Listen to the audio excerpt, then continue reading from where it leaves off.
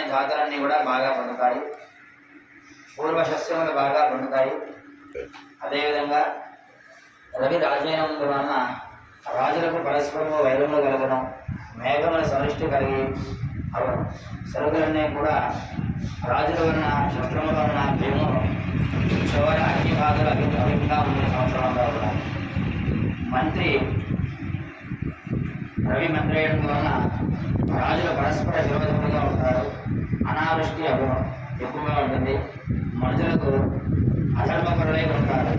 స్వల్ప సస్యము వాయుపీడిత మేఘాలు కలిగి ఉంటారు. జనులు భయపీడులై ఉంటారు. ధాన్యాధిపతి చంద్రుడైనందువలన గోవులు సమృద్ధిగా పాలించను. ప్రజలందరూ కూడా ఆరోగ్యంగా ఉంటారు. దేశం సుభిక్షంగా ఉంటుంది. వర్షం అధికంగా కురుస్తుంది. అర్ధాధిపతి రవేయడంవలన ధరలు హెచ్చుతగ్గులతో అస్థిరమంగా ఉంటాయి. స్వల్ప వృష్టి, ప్రజలకు ఆకలి బాధలు, రాజులకు పరస్పర విరోధములు కలుగును. రవి మేఘాధిపతి వలన స్వల్పంగా ఉంటాయి పంటలు. భయము కన్న వృష్టి కలుగును.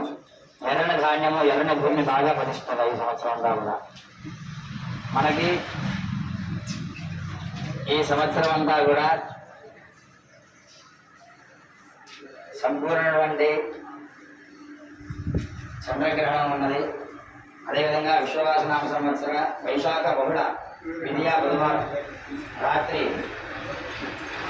10:36 మనకి సంక్రాంతి బలము రాత్రి జరుగుడిచే సస్యవృద్ధి క్షేమంగా ఆరోగ్యంగా సురక్షంగా కలిగి ఉంటారు. అందరూ కూడా ఈ సంవత్సరము మనకి సంపూర్ణమైనటువంటి చంద్రగ్రహణం ఉన్నది.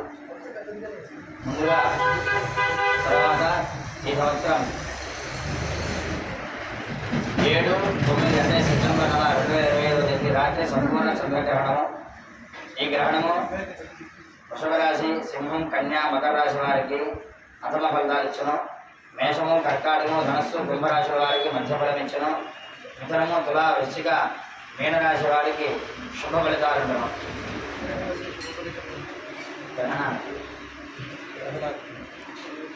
అదేవిధంగా ఈ సంవత్సరం అంతా కూడా కందాయ ఫలితాలు. ముందుగా ద్వాదశ రాశుల యొక్క ఫలితాలు తెలుసుకుందాం. మేషరాశి వారికి ఆదాయం 2, వ్యయం 14, రాజపూజ్యం 5, అవమానం 7. వృషభ రాశి వారికి ఆదాయం 11, వ్యయం 15, రాజపూజ్యం 1, అవమానం 3. మిథున రాశి వారికి ఆదాయం 14, వ్యయం 2, రాజపూజ్యం 4, అవమానం 3. కర్కాటక రాశి వారికి ఆదాయం 8, వ్యయం 2, రాజపూజ్యం 7, అవమానం 3.